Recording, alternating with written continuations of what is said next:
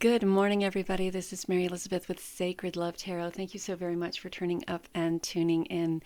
This is your collective general energy reading for the week of February 26th to March the 3rd. This is just so crazy that we're almost in March. We're almost in the third month of the new year.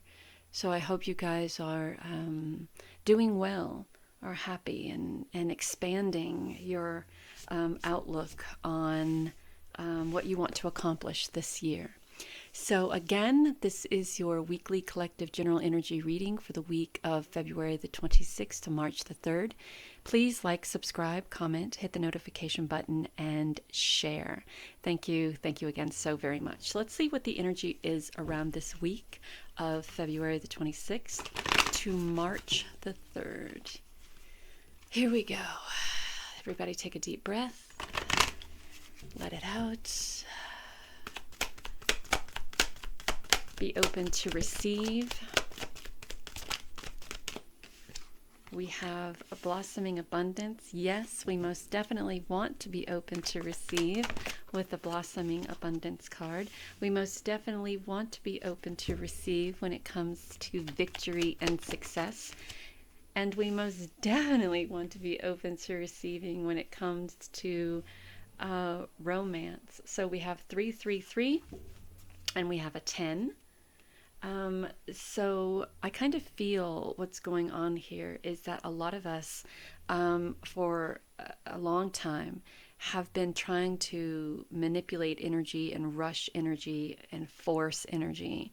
And I think that those same of us have recognized that in order for this energy to come in and in order to manifest and to step in to our divine inheritance or our universal inheritance, that we just kind of have to go with the flow, right? Going with the flow and being receptive to the opportunities, to the abundance, to the success, to the romance that is around you, and not allowing the human side of oneself to determine and dictate one's energy and how one reacts to what we're trying to bring in, what we're trying to manifest, what we're trying to succeed, be it abundance, victory, or romance, right? Sometimes we have to let these things fall into place.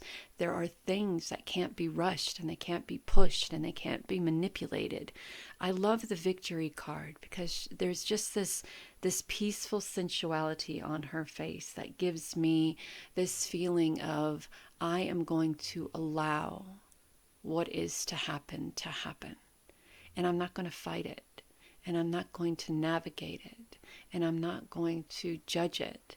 I'm just going to allow it to happen, regardless of what type of abundance it is and where that abundance is coming from, regardless of what type of victory or success that is and where that is coming from, and regardless of what type, and especially in romance, in the love department, we all have this divine image of what it is that we want, right? What it is that we're looking for in a person. And the perfect person for you could walk through a door, and because they don't look or act or speak, or because they are not the image that you have in your head, you could be missing out on something quite wonderful and beautiful. So give yourself an opportunity to kind of expand. Think outside the box. Allow your heart to be open to more than that perfect image you have in your head. Because believe me when I tell you that sometimes that perfect image that you have in your head coming to manifestation can be very disappointing, and can break your heart, can absolutely break your heart. So keep in mind that that perfect image may not always be what spirit has in store for you. So keep an open mind and an open heart. So we have the King of Pentacles, we have the blossoming abundance, the door to romance, the King of Pentacles. The King of Pentacles is the Midas touch, right? Everything he touches turns to some sort of abundance, some sort of growth, some sort of prosperity. He's very loyal and very balanced and very stable, right? And so I think there's an opportunity here for a relationship or a victorious romance, if you will, with someone who is very abundant, very stable, very honest, very sincere, someone who is still growing, someone who enjoys life, someone who really really is continuing to work on themselves. And I think the Eight of Pentacles is asking you as well to continue to work on self, to continue to determine what that blossoming abundance means to you, what victory means to you, what type of romance you're looking for, and to also continue to work on becoming the best version of self, right? And if that version of self is one of wisdom, that version of self is one of in touch with your divine feminine / masculine, if that version of self is in touch with allowing your universal inheritance to come through without any type of manipulation, if this version of yourself is one who desires to expand, ascend, and grow, and is loyal to all of that, perhaps the type of person that you are looking for can be someone who is equally loyal to you, but someone who can help you achieve what it is that you're looking to achieve, can help you step into that victory mindset or that victorious situation without feeling that you have to compromise anything. I feel that the King of Pentacles may be coming into your life to kind of help you find that that true version of self, right? He is, I mean, he's very confident in everything that he does. He understands that, yes, there's times in life that we have to work for what we want, but we also must take the time to celebrate that. It's like having your cake and eating it too. Can you? Of course you can. Of course you can. But some people, they don't know how to balance between having too much of that cake, right? They want to eat it all, and then there's none left for a little bit later on down the road. So take your time with the cake, right? And take your time as you're working on yourself and coming into that truest version of self. And don't let outside forces distract you. Continue to move forward. Continue to step into that independence and passionate and confident and artistic, brave mindset, and continue to work on self. This could even be the version of you that you're looking to manifest. And so while you're working on self, try not to get distracted by things on the outside that you have no control over. And we have the Five of Pentacles, and this is feeling a little bit left out. You hear my dog snoring in the background. Feeling a little bit left out, feeling a little bit as if you're looking for sanctuary. And it's possible that that King of Pentacles can be the sanctuary that you're looking for, can be the one to help you step into this blossoming abundance, this victorious version of yourself, being open to expanding or thinking out of the box on what it is that you are searching for, looking for.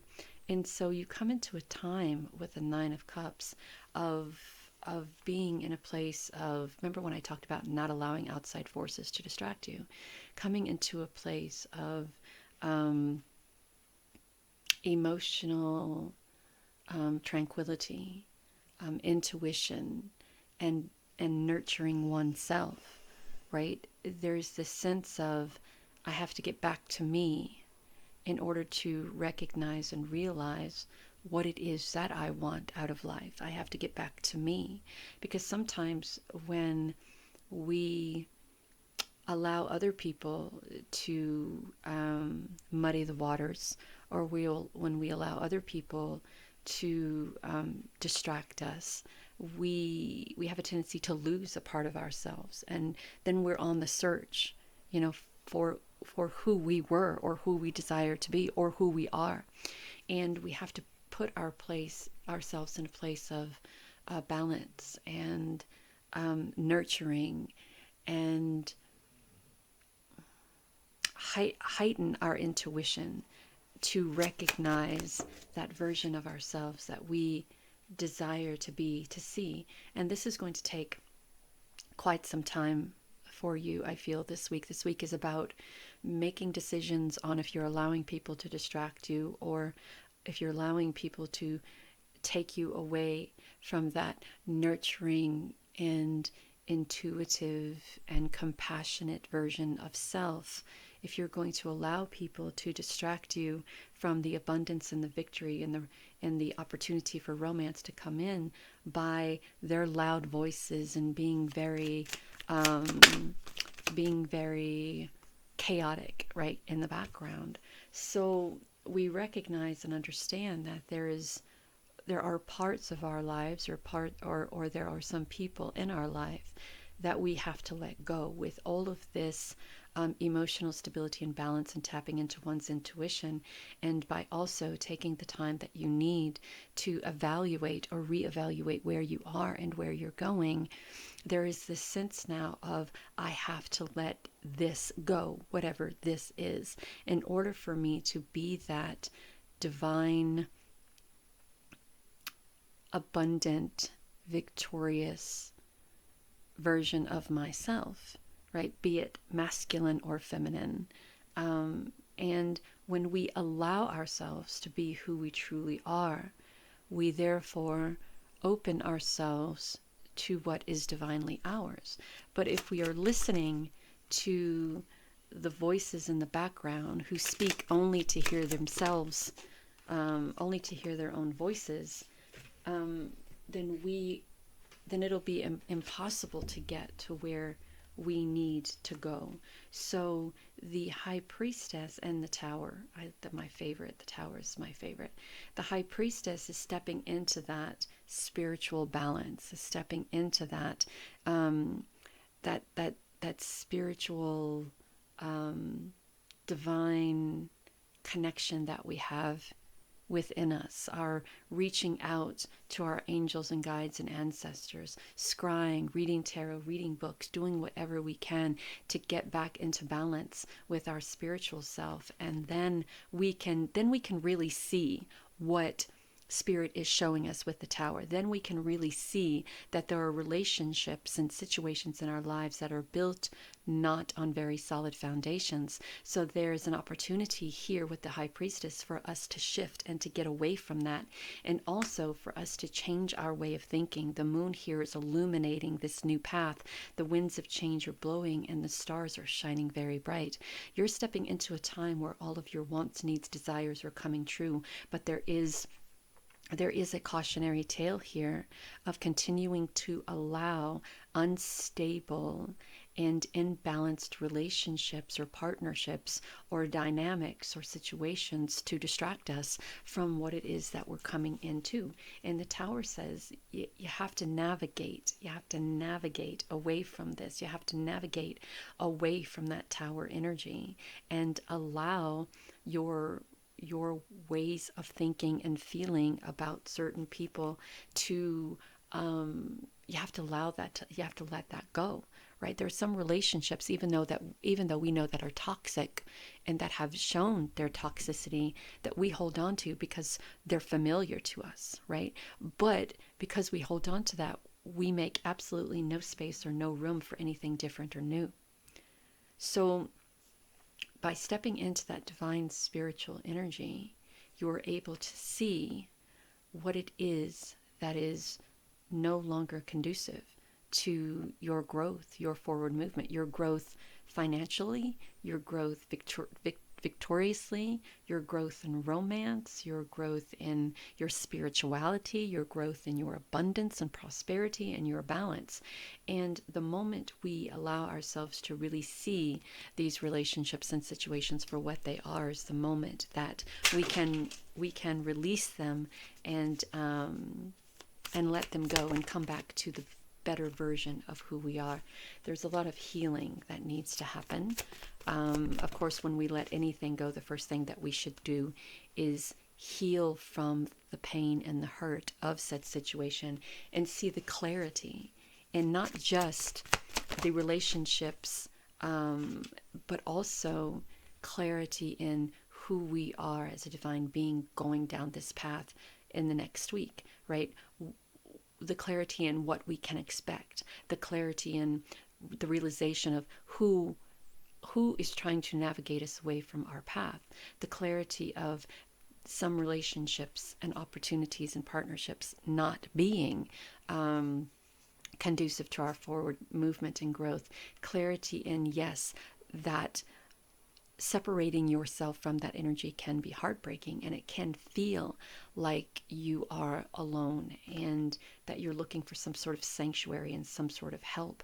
But I kind of feel that by tapping into that, your divine abilities, that you are then able to see, you're able to see the realization of this partnership or relationship, to see the clarity of it. And then we talk about lightening the load, releasing any responsibility or burdens that you may feel in regards to this relationship or partnership or situation, right? You're coming into a time of abundance and victory and wonderfully heartfelt, committed relationships. It is time for you to start taking your power back. Because if you continue to allow these other people or other circumstances to have the power, you'll, one, never see the clarity in it. You'll never see what spirit truly has for you. Two, you'll never heal from it, because it will always be right there. It will always be a distraction, a reminder, right? And lighten the load is releasing the responsibilities of it. Because, hold on for 1 second, please. I dropped some of my little cards, and now I must pick them up. So by holding on to that responsibility of it, you're not allowing yourself to move forward as what's the word, Spirit? I don't want to say easily as possible, but there is a sense there of if you release the burdens and the responsibility of a whole in regards to this situation that you're going through, it's going to be a lot easier for you to walk this path than it is if you're carrying the responsibility of what happened, plus the responsibility of trying to get to where you're going, plus the responsibility or the obligation of turning what you thought was this solid, stable, beautiful, wonderful foundation, turning that into a reliable, stable foundation, right? Because whatever this wasn't built off of that at all. Whatever this was built off of from the other person's perspective, how do I obtain as much as I can from this person before they wake up and realize what I'm doing, right? Or before they wake up and realize what position I'm putting them in. This could be a relationship, it could be family dynamics, it could be a job, it could be friendships. There are many, many people out there who would rather take advantage of other people than actually do the work that needs to be done to get what it is that they desire, right? I mean, some people think that by manipulating and getting very close to people who have money, that they can take advantage of that. by manipulating and getting close to people who are lonely, that they can take advantage of that. By getting close to people who have come into some sort of success or opportunities, that they can take advantage of that. And then before you know it, you find yourself carrying all sorts of burdens that other people have created, which should never, ever, ever, ever, ever be your responsibility. So, to give you an example, I was watching one of my favorite crime shows, and this woman was a very famous entrepreneur, and she made friends with this woman, hired this woman to come in and take care of her children as she continued her entrepreneurial business, which was making millions by this time.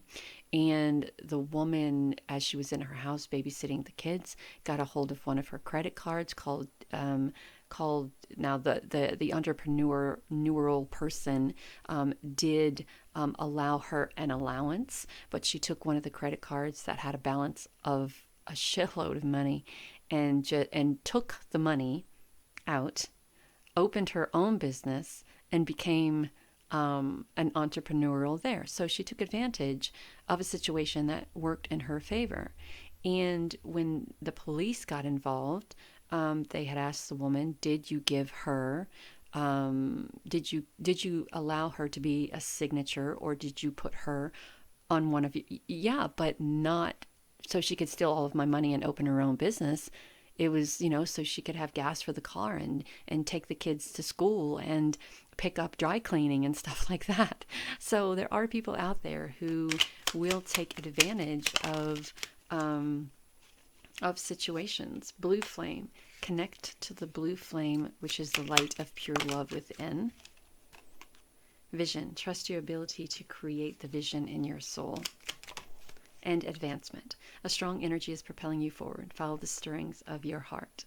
Know that you are divinely guided and loved, my friend. Be open this week to amazing opportunities. Expand what it is that you see. Expand what it is that you think that you're looking for, right?